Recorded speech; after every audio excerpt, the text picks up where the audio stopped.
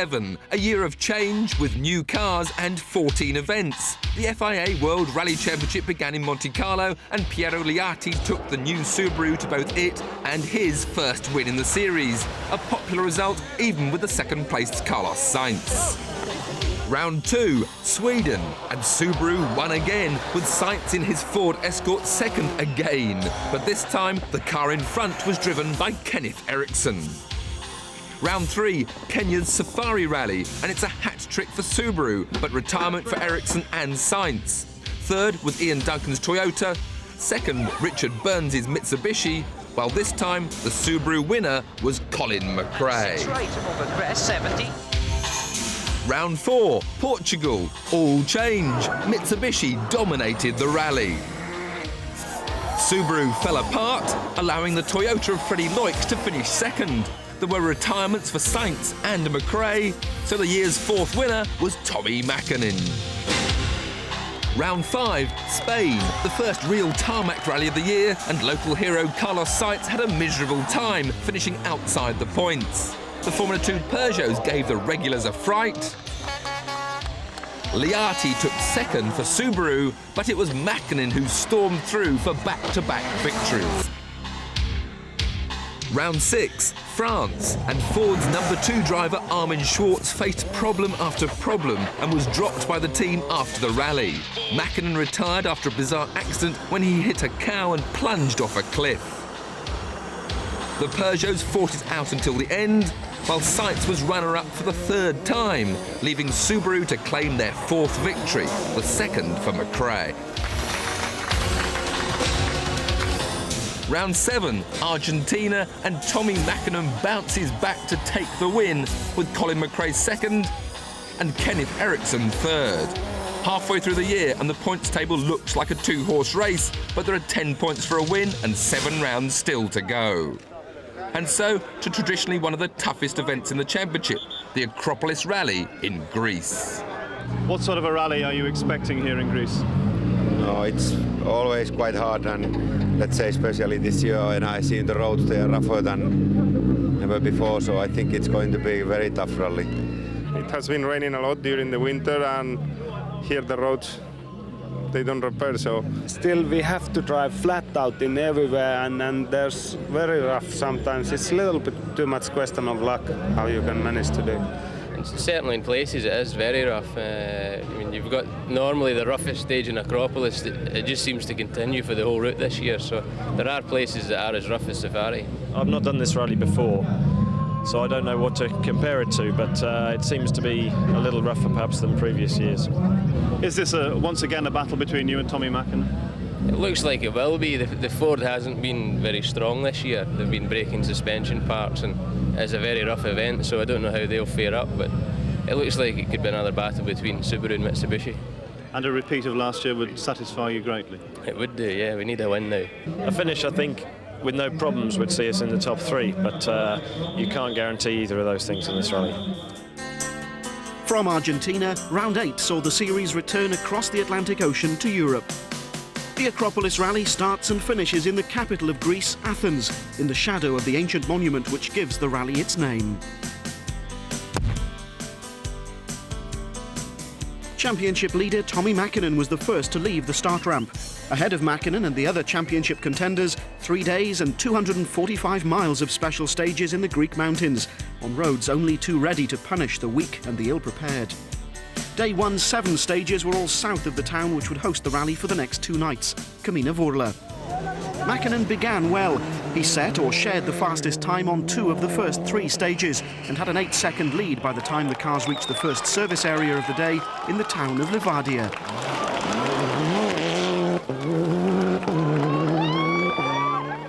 Colin McRae had been equal fastest on the first stage, as he demonstrated his keenness to repeat his Acropolis victory of last year.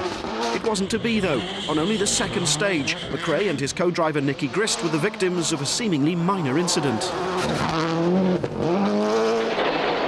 36 left, into 2 right plus tightens line, into 4 left plus over crest, into bump.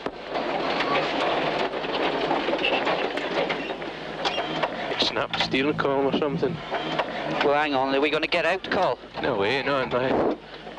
You see, it snapped the column. Colin's run a little bit wide and caught a bank, and it's pushed the steering rack hard to one side, and that's caused the end of the steering column to get bent. Are you advising him to continue? No, we've advised him to stop now. It's got too bad, so we've advised him to stop. So he's out? Yep, he's out. There's a lot of conversation as if you were trying to get it going again. Well, we tried, but then it broke again. But we'd lost so much time anyway. I mean, there was hardly any point. It would be much better to have a good competition with the Colin. That would be good. I don't like. But McRae's wasn't the first retirement. This happened to Freddie Loix less than 2 miles into stage 1.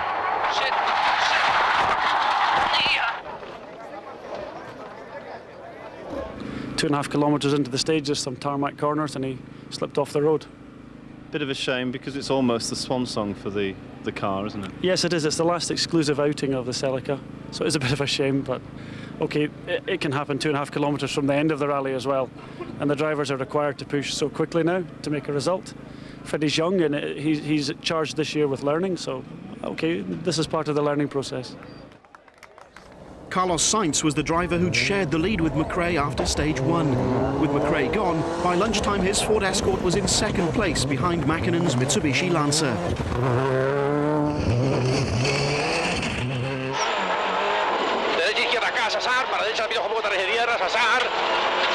On stage 4, the crowds might not have been enormous, but they were obviously enough to affect Sainz's concentration.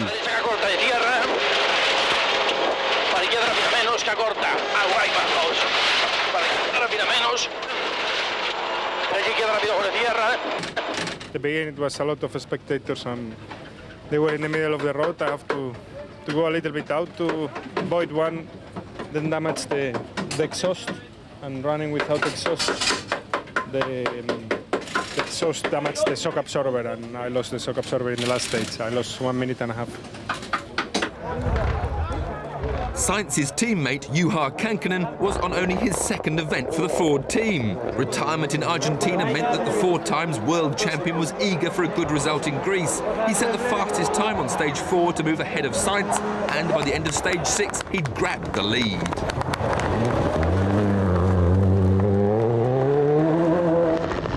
Like Kankkunen, Richard Burns had retired in South America, but unlike the Finn, he was competing on his first Acropolis. Burns was setting some respectable times though, and after stage 6 he'd moved up into second place behind Juha. Colin McRae's retirement left Kenneth Eriksson as the only remaining Subaru team driver. Fastest times on stages 4 and 5 early in the afternoon meant that he led the rally going into the 6th stage, but he wouldn't be leading coming out. Till grön 30. Grön håll vänster, 20 höger 4 kort.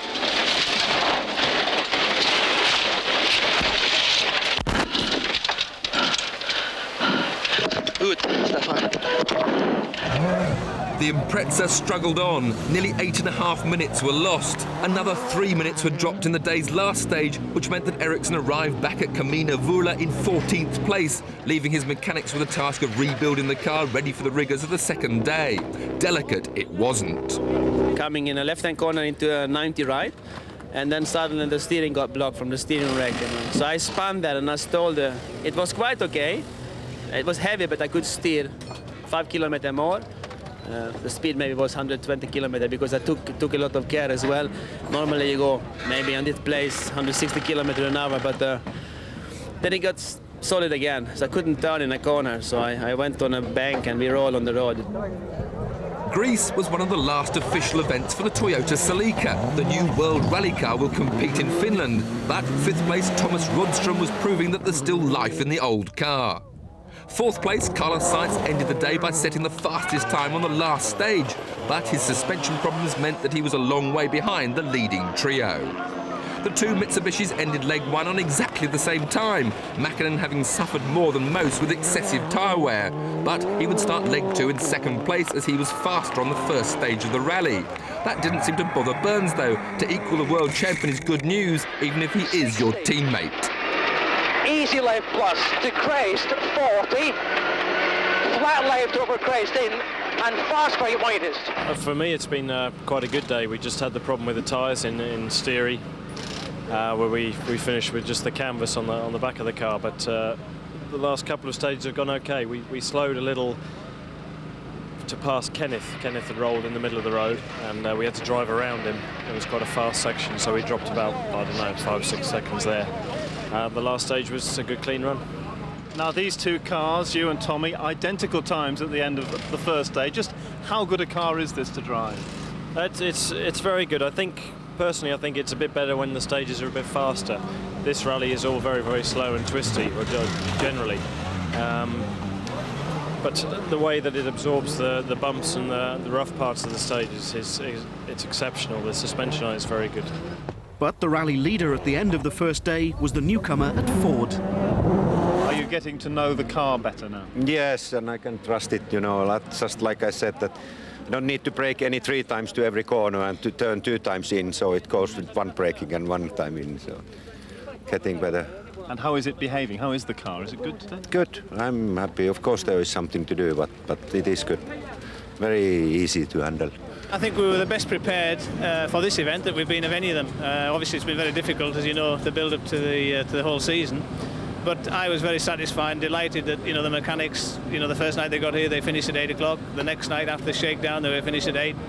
And they've been able to enjoy some of the rallying as well. So it's I'm really satisfied. I think we're making progress in that area.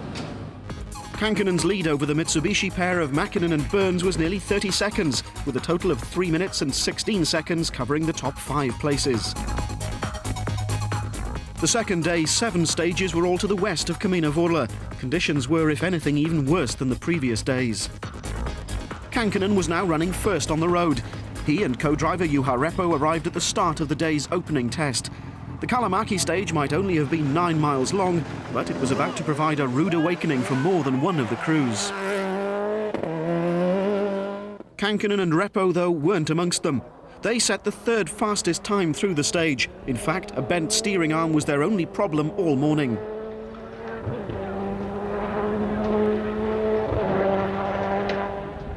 Sainz, in the other Ford Escort, was quickest through Kalamäki.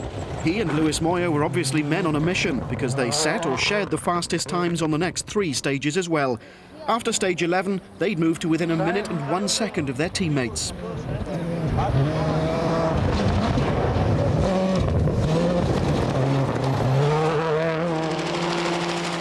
Richard Burns was second fastest to Sainz on both the first 2 of the day's stages and shared fastest time with the Spaniard on the 3rd. It was another brilliant drive from the young Englishman, and he and Robert Reid were now in 2nd place once again. After stage 10, they'd closed the gap on Kankinen to just 17 seconds.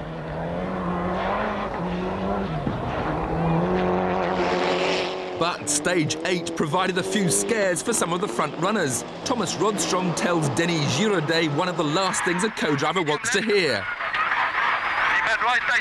There's no brakes. No brakes at all? No. But right. Love the shorts, Thomas. But right tighten. But right tighten. For Kenneth Eriksson, stage 8 would end in retirement. Despite the sterling work done by his mechanics, this would be the last we'd see of him on this particular event. He landed very badly after a large jump, and the part that broke on the steering, he'd actually replaced himself. But in discussion with him, we found that he hadn't really replaced it himself correctly, or maybe there was some uncertainty about it. He's a long way down the field, and there's just too much risk involved for him to carry on at full rally pace. So we told him to withdraw.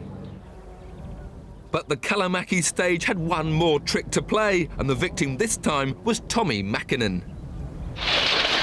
Oikea plus, aukee vettä yli nyppylän ja tupla huomio, lyhyt oikea eri, 15 vasen nopea plus tosi kapea vettä. Vasen eri. Vasen oikea eri kiristyy, lyhyt nopea yli nyppylän. Unfortunately, on the first stage after service this morning, he got caught out on a slippy section. The car went sideways, hit the bank on one side, cannoned across to the other side, did a fair bit of body damage, pushed the bodywork onto one of the wheels, broke a drive shaft, damaged the suspension, pushed the tracking out, damaged the front of the car. Luckily, we had spare spare wishbone. Still, we could change it after the stage, and we just managed to get in time to the next stage, but without brakes. And then after second stage, I could fix these brakes, but unfortunately on the last stage, because we couldn't get it was just front-wheel drive, and so much wheel spin that and tire wearing was very hard on the front, and we couldn't get another wheel out from the car because rear door we couldn't open it.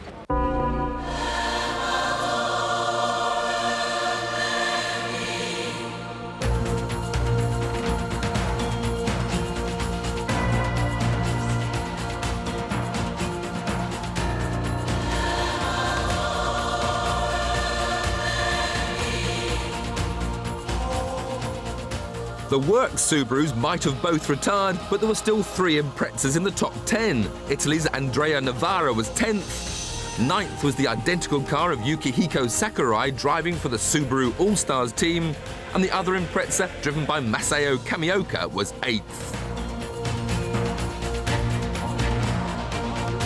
There were also 3 Ford Escort World Rally cars on the leaderboard, as the privately run car of Gregoire de Mavius was 7th.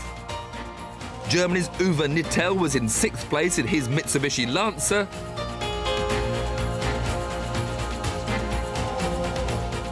Then came the only Toyota in the top 10. Thomas Rodstrom's brakes had been fixed and he was 5th. Tommi Mäkinen's long list of problems had left him well behind in 4th.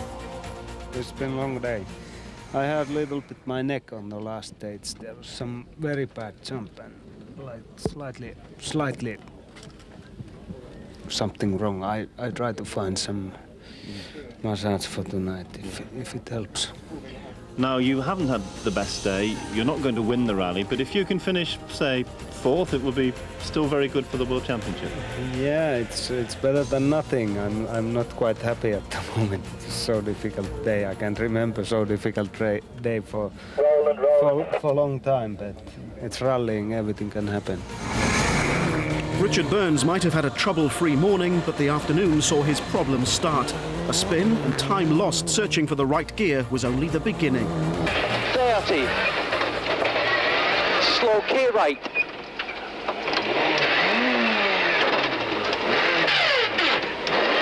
Quite a lot of trouble getting reverse gear with this sequential gearbox, so it was also in a very narrow place, and we had to go backwards, forwards, and it seemed like a long time. We lost maybe 15 seconds, something like that. Up to then, it's been fine. I took it fairly steadily through the long stage because, well, it was a hell of a stage, really slow and twisty. But we've got two quite bad ones now again. And we'll see how we finish up tonight. On the day's last stage, a broken engine mounting caused gear selection problems and then a hold radiator. Burns was forced to stop twice on the road section back to Kamina Vorla, and he arrived at the day's last service area in a hurry. There were a few anxious faces as the mechanic set to work. 24 hours earlier, it had been Subaru. Now it was the Mitsubishi team's turn to race against the clock. Despite the problems, Richard still had great faith in the car.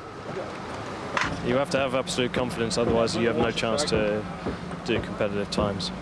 Do you ever stop and think, here I am battling away in the top 3, and I've got Carlos on one side of me, Juha Kankkunen to the other side of me, Tommi Mäkinen just behind me? If you think like that, then you're always going to let them in front of you. It's better to have them behind you every now and then as well. Frenando, para derecha, bueno, menos se cierran. Para izquierda, bueno, se cierra ras y se abre. Sainz, meanwhile, had had a superb day. Fastest or equal fastest on 6 of the 7 stages, he was now in 2nd place.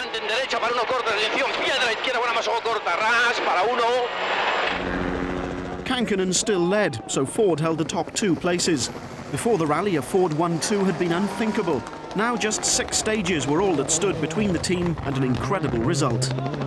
Tomorrow is still quite a long day, but at the moment looks good. The car is still running well, no any major problems or anything, and I try, of course. Now Carlos, of course, is on a charge, and Carlos is the man who has an outside chance in the World Drivers' Championship. Will there be any thought at all about any sort of team orders tomorrow? It's important now that that there is a chance, an opportunity to try and close the gap on the other teams from the manufacturer's point of view.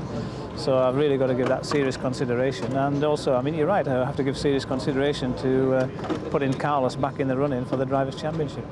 The Ford pair would go into the final day just 37 seconds apart, while the efforts of his mechanics meant Burns left service with no time penalties and still in touch in third place. Day 3 would be contested in the same mountains which hosted Day 1, before the return to Athens and then the finish. A spectacular sunrise greeted the crews, but their thoughts might just have been elsewhere. Once again, it was Kankkunen who led the way into the stages. Amazingly, the rally leader had only been fastest on one stage, and even that victory on the first day had been shared with Eriksson. No matter, consistency is what counts in rallying, combined with experience and luck, and Juha had an abundance of all three. Sainz, on the other hand, had the experience and the consistency, but not the luck. His last win had been in Indonesia over a year before, and victory had eluded him ever since. On this event, though, he'd recovered to move within striking distance of Kankkunen. Burns' luck seemed to have run out. He began leg 3 in much the same way he'd ended leg 2. Stone must have knocked a brake pipe loose on the first stage, so we had to do half of that with no brakes, which was, of course, the last half down, which was all downhill. And then the car started overheating at the end of the last stage, which may be something to do with what happened yesterday as well. When Richard had the big impact yesterday on the last stage, obviously he's done more damage than we realised at the time. He's now got a cracked block and losing water, so we've tried to seal it, and we're just keeping our fingers crossed. Can he realistically continue with damage like a cracked engine block? Yeah, he can. You know, if he understands the problem, and if he sees the temperature rising, he's got to stop and put water in it. Nearly there, anyway. Yeah, only 4 of the worst stages in the World Championship to go. In a mountainous terrain with some of the roughest roads. Para derecha, acá se queda poco y se abre. Uno. Atención. Trascendente derecha acá corta. No cortar, Fernando, porque quiero empezar a decir a poco. Uno. Derecha rápida, menos de tierra. The decision to reverse the leading position had already been taken within the Ford team. Sainz badly needed a win and, more importantly, the 10 World Championship points which went with it. Kankkunen had been brought into the team to support Carlos, and this was the first chance for him to do so. He'd been told to drive for a finish and preserve the car. If anything should happen to Sainz, it was vital for him to finish in first place. If conditions were bad for the championship contenders, they were appalling for the Group N cars. The reigning Group N world champion Gustavo Treyes once again won the category in his Mitsubishi. The heat and dust also contributed to the only major retirement of the final leg, when the Subaru of 8th placed Masao Kamioka dropped out following a dashboard fire. One of the performances of the day came from Uwe Nittel. Second fastest on 2 of the 6 stages, secured 6th place. It's the first event for me on gravel with a Group A car, and then when you can finish in the 6th position, I think it was brilliant. Sweden's Thomas Rodström finished 5th, despite the brake scare on day 2. The Celica might be coming to the end of its competition life, but the result proved that it's still able to compete with the new breed of world rally cars. On the penultimate stage, Sainz took 24 seconds off Kankkunen and moved into the lead for the first time. Just the final 7 miles now stood between Sainz and the all-important first win of the year. Kankkunen had indeed eased off as requested, and the move was recognised by the spectators on the last stage. Juha Repo's radio message to the team after the stage signalled that the celebrations were about to begin. To Juha in car number 6 to Super 1. Through the finish, last stage, stage number 20. Our time, 8:57. Everything okay, and thank you, guys and boys and girls, very much. You have done an excellent work, and I think we also. 2 minutes later, Sainz was safely through the stage. Malcolm Wilson's reaction needs no explanation. Fantastic. Many, many congratulations, and thank you very much to the pair of you. Yes!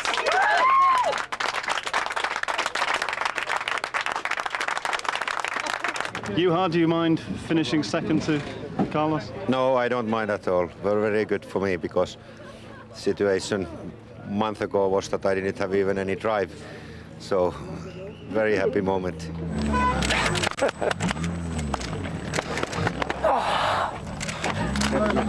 Carlos? Very well done. Very happy. But there were also team orders at Mitsubishi. Burns deliberately incurred time penalties leaving the final service area so that Mäkinen could finish third and claim an extra point, while Burns himself finished fourth. Confirmation then of the final positions. 2 Fords from 2 Mitsubishis. Carlos Sainz the winner from Juha Kankkunen, with Tommi Mäkinen third and Richard Burns fourth, while Thomas Rodstrom scored a respectable fifth for the venerable Celica. The Drivers' Championship positions aren't altered by the result in Greece, but things are a lot closer. Mäkinen's lead is now 10 points, but Sainz is just 4 points behind McRae. In the series for manufacturers, 0 points for Subaru, who stay on 64, while Ford's 1-2 moves them to within 8 points of second-placed Mitsubishi. After Argentina, you know, it was a little bit disappointed. And for sure, if somebody asks you straight away after a retirement, you feel a bit down. But at the moment, I think we are back in the championship. Of course, it is a long way. We are still a little bit behind, but that result proves many things. And also, I think it will be a real boost for the whole team. I have to say I'm totally delighted, and for the team and everybody. I mean, it's actually better than winning rallies, believe me. When people know what effort has gone into to getting this team this far, it's just a tremendous amount of satisfaction, and I have to say, yeah, a lot of emotion there. Andrew, you had to make some tough calls today. Yeah, I must admit it's been very difficult, and especially since Tommy's such a good sport, and he certainly appreciated that Richard had driven very, very well, and he deserved his third place. But I mean, rallying has become a business, and we've got to look at that 1 point, since our target is to win the Drivers' Championship, and we can't afford to throw away points. Yeah, that's obviously disappointing, but I'm not doing the full World Championship. Tommy is, and he's looking good to win the World Championship as well, so we have to do everything we can. He's a pretty good driver, isn't he? Yeah, it doesn't make so many mistakes. At least Richard's self-sacrifice brought good news from his team manager. There was some doubt as to whether we were going to be allowed to run Richard in Australia, and I've managed to get confirmation from Mitsubishi that definitely Richard will get a car for Australia, since he's given up this third position here. Could Greece be the turning point for Ford and its new partnership of 2 of the world's top drivers? The championship now takes a 6-week break before the Rally New Zealand. If Mäkinen does what he did 2 years ago, and McRae wins as he did 2 years ago, they would be equal on points with 5 rounds to go. Top Gear Motorsport returns in September for the climax of the motor racing season. We start on Monday the 1st with that next round of the World Rally Championship.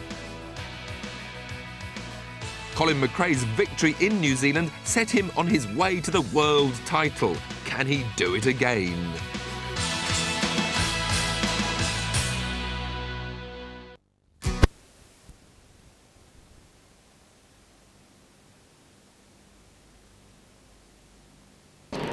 You know that any faults in handling or any faults within the suspension are usually related to springs and shocks, and not through the body twisting and acting as an internal spring on its own. On next week's show, a preview of the Kleenex for Men Tissues movie presentation. Here in the heart of the African jungle, we find that unique creature, Acius venturus, with its unusual mating call, expressive features.